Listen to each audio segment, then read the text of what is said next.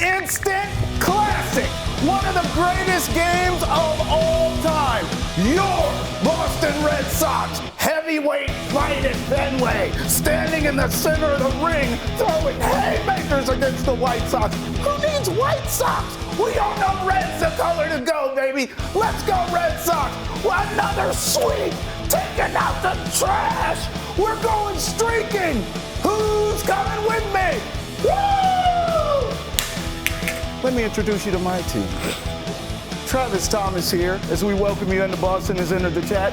Keegan Steeple, the big dog. Joe Murray in the house. And Lucy Burge. How's that for an intro? Wow, I am ready to run through a wall. This mood lighting is incredible, Tobes. Let's keep this all show. I feel like it feels like we're at a rave. I kind of love this. This is like a huge, obviously celebration, but also if you're prone to seizures, you might not enjoy this so much. That felt like a rave when you walk in and the drugs that you took haven't hit yet, but he's on ready and you're to like, go. oh, wow, that's what it's going to be like in 10 minutes? I'm high on wait. the Red Sox. High on life, man. I mean, this is incredible. I compared it to a heavyweight fight. It felt like that. Yeah.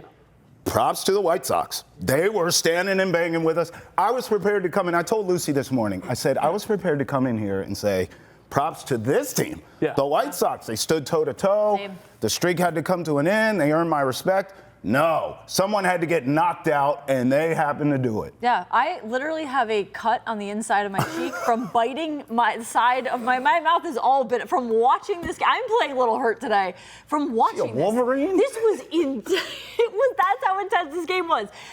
Just inning and after inning after inning, where someone would tie it up, and then it's just like it was insane. It was an insane run the last 5 innings of that game. The game, by the way, 4 hours and 23 minutes. Woo. So yeah, I got a lot of stuff going on in my mouth because they're just chewing and biting. Second longest regular season game in the pitch clock era. Yeah. That's how, I mean, this stuff just doesn't happen anymore. No. The ghost runner, the pitch clock, you don't go 13 innings anymore. It's just, we haven't even thought of it in the last 5-6 years. And last night, you mentioned heavyweight battle. This was the epitome of two teams who felt like, or two teams who had the balls to put everything into a regular season game on a Thursday in August that, in the grand scheme of things, probably isn't going to matter, Joe, but they both really, really wanted that win. And the Red Sox, after winning the first 5 games of the year against Chicago, they win the 6th one. It does matter. These are 2 playoff teams. Big Dog, I tell you what, I mean, you've watched a lot of Red Sox games in your lifetime. Your thoughts on this game, and where does this one rank for regular season all time? Ooh, I'll have to think about that, but I'm still reacting to your open there. Yeah, wow. Did you see the barrel? Yeah. Did you know, I almost thought you were going to take out the trash, too. I thought about it. Which basically you kind of did with the White Sox. Yeah. You said, hey, guys, get in that barrel. Someone had to get knocked out. Yeah, he swept him up, and then he put them in the trash. And then he threw off his shoulder. Historical sense, we've never seen something like this before, and ready for this one, because our audience is going to love this. Okay. I think this run is better than the 1967 Red Sox. You guys heard that before? Damn you, Joe. How could I? Call us and let us You know what's funny? I was looking this up. Do you know how the longest streak in 1967? Do you know what it was? 10. Oh. These guys are 16 and now 8? Yeah. Like, what if they just beat their 10 again? They probably will. They probably will. I think right now they're on a course where people called 1967 improbable.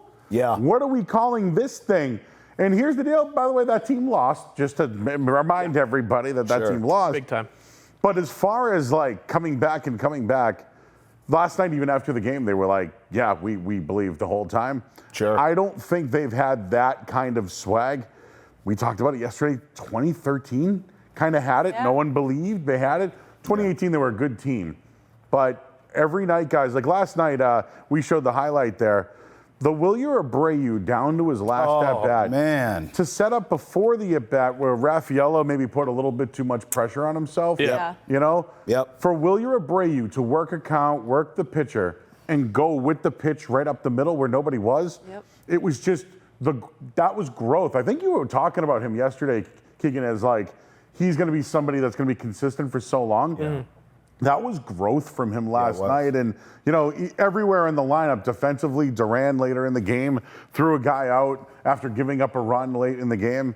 But as far as the positives, last night was incredible. If I can give you 2 negatives, we talked about it yesterday. Sure. I think Ranger Suarez hasn't gotten out of the 5th inning in 3 starts. Yeah. Is the adductor an issue? And I know we want to stay positive and everything like that. It might not be an issue in that he's still hurt. It may be an issue that he's still not right. That's what it looks like to me. He's still working through. I do think it might be a little bit of an issue. He doesn't look like the Ranger Suarez that we usually see, because you look at the guy and he's not exactly, peak physical condition, but one of the best fielders at his position in the sport. He's always been that guy. He's never won a Gold Glove, but he's been close. And he doesn't look right coming off the mound trying to field a ball that was hit in the dirt early on. And he labors through these last couple of games. I mean, we're talking about 4 2/3 and 3 innings in his last 3 starts off the aisle. That's just not going to get it done. And it's also affecting the rest of the pitching staff. Yeah. Last night, other guys, down 5-1 or whatever, 4-0. The next 2 guys that you're going to see also aren't able to go deep in games because they've already surpassed their innings limit. So it is a story to look at.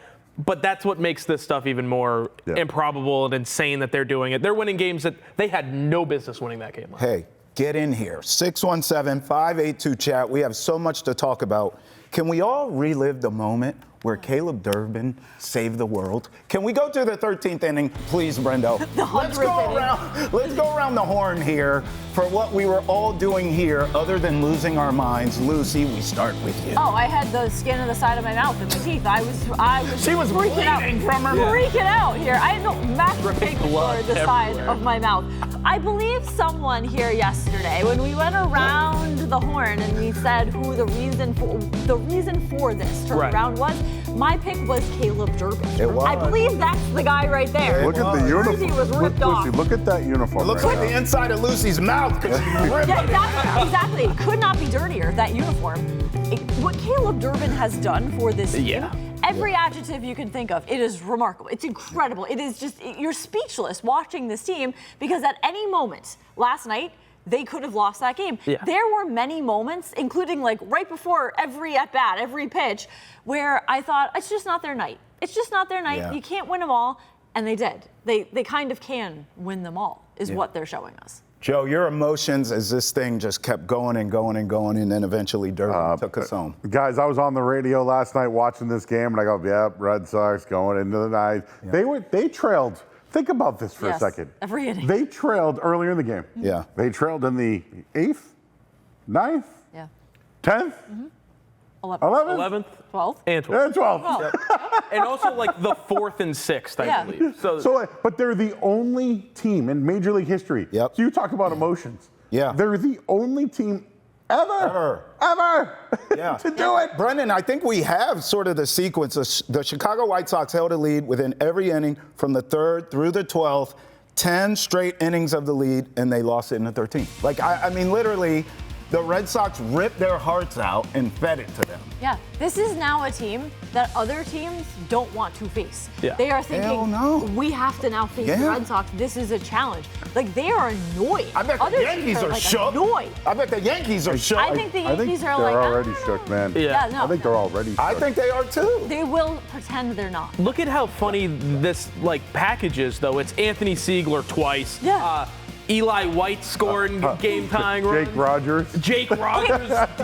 Jahmai Jones. Think about the names. This isn't This isn't an all-star team, obviously. Yeah. This is just a bunch of dudes. Yeah, it's just a bunch of guys. By the way, Anthony Siegler is going to be a star. He is a rock star. He already is. Jake Rogers. So, in reading the recap, all the articles, recaps, all this stuff, columns, Jake Rogers, it's Jake Rogers came in for the last 5 innings of this game. He came in the 9th inning, and there were still 4 more innings of this game. It's insane first of all, how long this game was, how it felt, though, 4 hours, 23 minutes, it felt like an hour. Those extra innings sped by. I know it was late at night. People were tired. Not a seat was empty. No. Everybody there, it was 100 degrees. That's home field advantage. Not a seat was empty. That's home field advantage. Travis, and you've probably seen it a lot. Yes. That right there, no one's beating that. And That's right. Let's take it full circle. People weren't showing up early on. They weren't there, and they were one of the worst teams in baseball at home.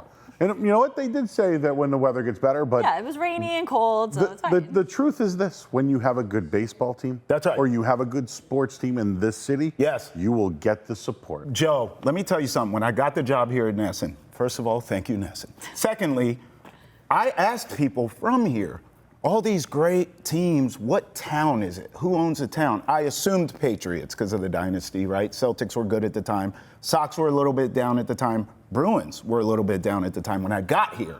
Everyone told me, when the Sox are right, this is a baseball town. And, you know, it took a while since I've been here. Here we are. And I see it. I mean, it is palpable throughout the city.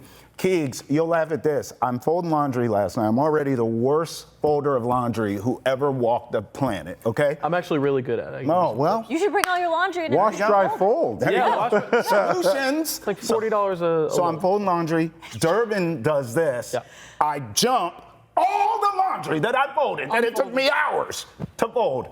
Everywhere. I'll do and you I one didn't even better. care. I didn't even care. I was so happy. I'll do you one better. I was sitting there. You talked about, what were you guys thinking? Lucy's chewing her mouth off. Joe's stupefied. He doesn't know what to do. I had to delete 720 words because I had to keep writing the game story over and over and over again. Folks, it's not a beautiful job, this job that I do. Sitting on your couch, girlfriend's yelling at you to go to bed and shut the TV off. You can't do it because you got to write the story. It's glamorous. And then it goes into the 10th inning. She's got to wake up at 6 a.m. because she's a nurse. It goes into the 10th, the 11th, the 12th, then the 13th. And they finally win the game after overcoming their 5th deficit. And you have to look at everything that you just did and delete it all and just rewrite it. And you've got like 8 minutes to get it out. It was, I didn't have fun. I didn't have fun. I think I've been trying to marinate on this a little bit, but this might be the best game ever. In you know, ever. There's been some extra inning games where they've had some good ones. Remember the Dodgers? This is the second best regular season game I've ever seen. Second best. No, second it's best. It is not just the best Red Sox regular season game. I mean, of season. I'm going to say regular season. There's only been regular season this year. Best game of the year for the Red Sox in the league. Yes. There's been no better game this year than what the Red Sox and the White Sox did last night. What's your first in the league? I mean, it's time to party is number one forever and always. That was early in the game. I think it was like the 4th or 5th inning that Mookie Betts hits the go-ahead home run. But that was the moment that everybody knew, oh, they're going to win the league. I went to a game where the Red Sox hit 4 home runs in a row against the Yankees at home. And I was there. I was there. And, put it on a shirt. Yeah, and that was something. It was against the Yankees. It was a big deal. Yeah. The game that they lost to the Dodgers when Nathan Eovaldi pitched out of the bullpen, even though they lost it, that was still one of the better baseball games. But yeah, Travis, I mean, 5 times is obviously historic, but from the different guys, I think is really the story. And, you know, Chad Tracy after the game, they were like, yeah, so at that point he goes, dude, I don't even know. He was like, at the end of the game, I was just like, the game's over finally. Yeah, he was wild. We'll hear from him coming up. We want to hear from you, 617-582-CHAT. Jemai caught up with Caleb Durbin, the hero, after this one as well. Take a listen. You guys come up here, tie game in the 13th. You got the winning run on second base. What's your approach there in that situation, Caleb? I mean, they walked the guy in front of me. I had to make him pay for it. Just do the job.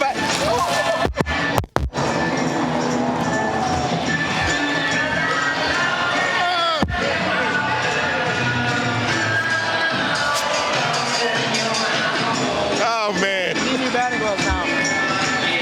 How you feeling right now? It's good. It's a hot one tonight, so that felt really good.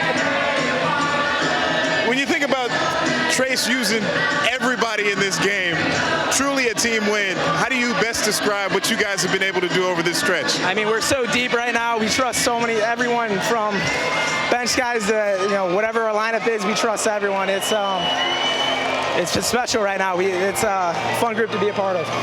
You guys are down 4-0, came back to tie it, down several more times in that game. What can you say about this team's fighting spirit at this stage of the year? That's our identity now. That's what we do. We're not surprised. That's just...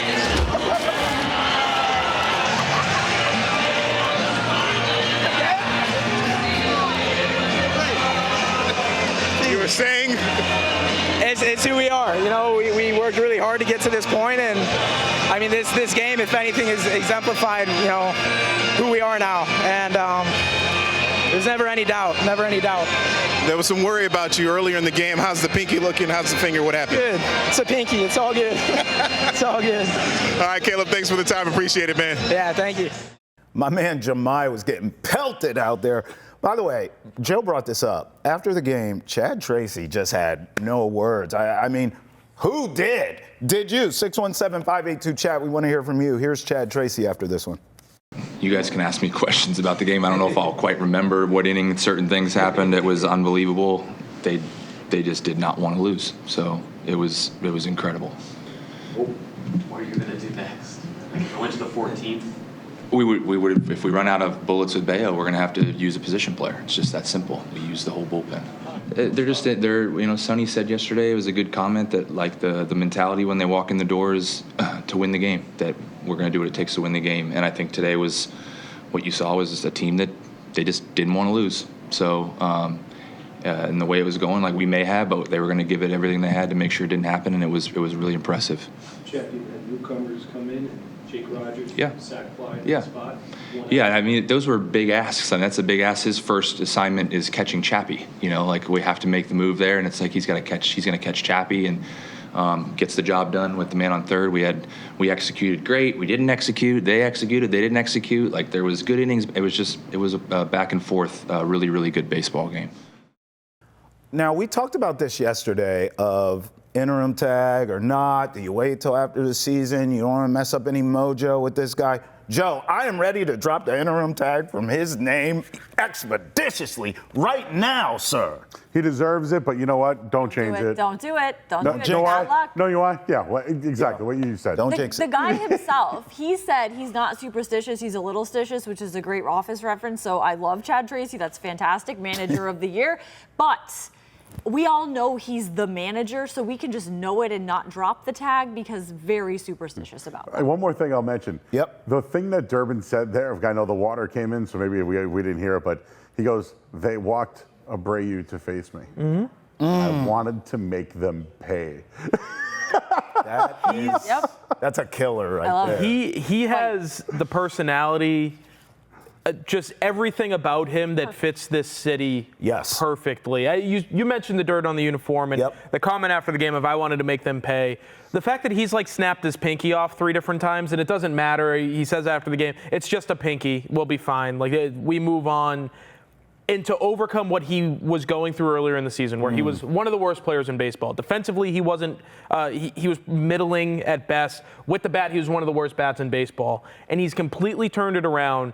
He's one of the 3 most valuable third basemen in all of baseball right now. Yeah. No doubt. And to be able to do that after everything he went through earlier in the season, that fits.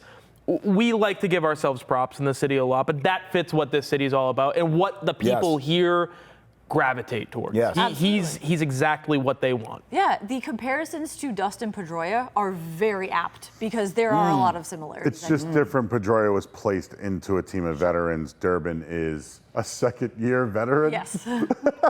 He's 25 or whatever, 26 years old. Which is crazy. Yeah. He has the poise of someone of an older age, maybe a little more mature, but he's mature. Hey, we love Durbin, but this team kind of embodies the city, doesn't it? I mean, this whole team is sort of taking. Yeah, I mean, I mentioned it earlier, right? But it's like the no-name guys who have just they make contributions whenever they're given. It's like a blue-collar team. There's nobody to relate to. For me, the problem with the Red Sox and some sports teams in general, I had no one to relate to, and now it's like, is that Sogard or Siegler or whatever one it is, man? You go for it. And it's I think that's what we're getting now is go for the underdog role, and then you start liking somebody. There's someone you hang on to. Literally no one in the field last night was given their spot. They all had to earn it. I mean, even like you would think the biggest name that was out there are all the outfielders. Cedar Rafaela had to earn his way into that spot. Wilyer Abreu did. Jaron Duran did early in his career. He wasn't an everyday outfielder when he came up. All of these guys, and then the infield. Connor Wong. The infield is ridiculous. It's guys who you acquired thinking if he ever is a big part of what we're doing, something went horribly wrong. Caleb Durbin, Anthony Siegler, Nick Sogard, and it doesn't matter. No, it's insane what's going on right now. We're on such this emotional high with this team and have been really since June, quite frankly. Yeah. Are there any concerns at all of we're doing all this, and this team is peaked now at the wrong damn time. And then we're going to get to the postseason, and you're gaslight. The Red Sox did it last year. Yeah. Not like this, but yes. I'm not saying they backed into the playoffs, but they had no pitchers. Sure. So it was kind of like, all right, great, you won all those games and you made the playoffs, but like, who's pitching? Right. And you had 2 guys that could go. Right. And that's why you had to go to Connolly early, which, did you hear today? Yep. Connolly early has tightness. Left forearm tightness. He's not going to be on the field for a while. No. I mean, just talking about what this team can be going into the playoffs and being nervous about maybe they peaked too early, we said it yesterday. They have a chance to replace half their lineup if they choose to do that. Sure. But it could be a difficult situation that you're in making that decision, but it really comes down to, all right, are the guys who have been performing still performing? Keep them out there. Are they not? Now we have other options to backfill. We've got these guys who we expected to be contributors early on, but they hit the injured list. Your Roman Anthony's, your Curtis Meads, your Adley Rutschmans after the trade. Yes. Now you can implement those guys. You can add them to the lineup and change things up. They have options this year where last year they didn't. They had no options. They were running on E last season, where this season they're getting some pieces, key pieces. Your best option last year was Romy Gonzalez just now being your number 2 hitter. Sure. You've got Roman Anthony and Adley Rutschman on their way back. Yeah. Final word, Luce. It's just, you think about the guys who make up this lineup and you think about what they're doing, and it's just amazing. Like, it's just remarkable to watch this team and to not think, oh, they're out of it. Or if they're down 4-0, oh, well, it's just not their night. No, they always, no matter what, they proved this last night. So going forward, we now know this. No matter what, they can battle back and win a game. No matter what. I mean, the circumstances we saw last night were ones we had not seen Lucy, before. that's the stuff that when he talks about potentially peaking, the believing in that thought process, can they get that for the rest of the year? Right, Can they that's pass the the thing. Yankees? Sure. Can they chase the Rays? Like, stuff spreads like wildfire, right? Belief. Yes. I believe in this team a lot more than last year's team, and last year's team was better on paper. Yeah. Yankees in their last 10 are playing 500. And they have the Braves. And they have the Amen. They just do. They have the Braves. Yep. I mean, Joe, you talk about the schedule. Red Sox schedule easing up a bit. Yankees schedule getting tougher. They're breathing down the Yankees' neck right now. Have a game back from them. Hey, Yankees, you're acting like you're not scared. We know you're scared. Terrified. You know see it. You know what I want for tonight? The other night they scored 14 runs. The next night they score 4, but they shut them out. Yes. Right. You're as good as your last game. Yes, sir. And I don't want to use sports cliches. It's true. You got to beat the A's tonight, set the tone for the series, take care of business on Saturday, win another series, and then go for it. But those White Sox last night, they weren't bums. They don't stink. Meadroff's a former Red Sox who hit 2 home runs last night. They earn my respect. They're a playoff team. Definitely. They just ran into the Boston Red Sox. That's right. That's why I told Keegan to start the segment where he's like, hey, it's an August game. Maybe in the big picture it doesn't matter. I think psychologically it does. Sure. I mean, because the White Sox earned my respect last night, the way they were fighting. That's why I compared it to a heavyweight bout. That's what it felt like. They have some fight in them, but they ran into an absolute buzzsaw at Fenway last night. Yeah, I mean, and now you have the stats of, what are they, 15-0 against teams over 500 in their last 15 games. Now they have it in the back of their minds, we can beat anybody. No schedule talk. Yeah, no schedule talk. They don't make the schedule. My bad. But I feel like schedule-wise. But in baseball, everybody plays. Beat them anyways, Lucy. No, this is the team. The Red Sox are the team. If you are another MLB team, if you see the Red Sox on your schedule, that's the game you're dreading. You don't want to run into this Red Sox team.